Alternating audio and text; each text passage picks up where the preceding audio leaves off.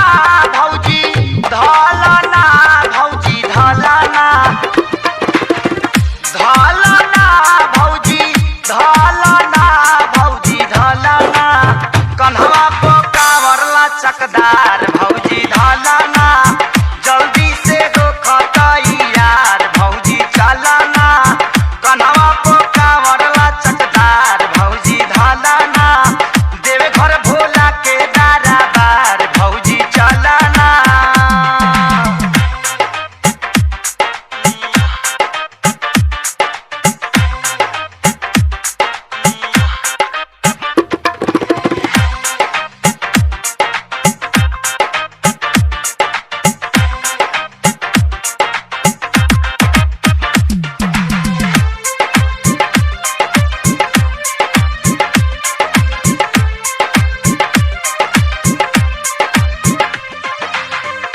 गाली पेना भौजी गेरुआ हई साड़ी सिटी राइट जात बिया मुखिया के गाड़ी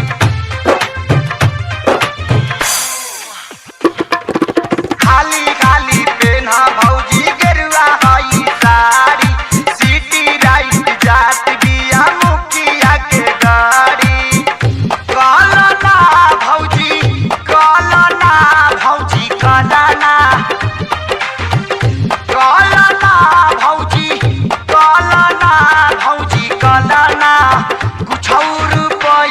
जोगाड़ भौजी कालाना जल्दी से दो खतैयार भौजी चलाना कुछ रुपया जोगाड़ भौजी कालाना देवघर भोला के दरबार भौजी चलाना।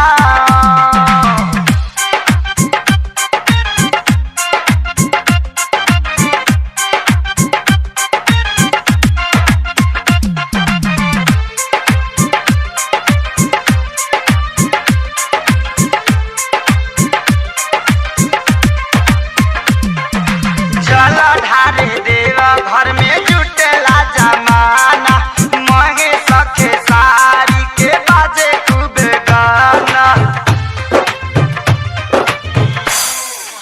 अरे सुनो ना चल ढारे देवा घर में जुटेला जमाना महे सखे सारी के बाजे खूब गाना। मौलाना भौजी मौलाना गाजा मौलाना मौलाना भौजी मौलाना गाजा मौलाना पिए दया जुए कबा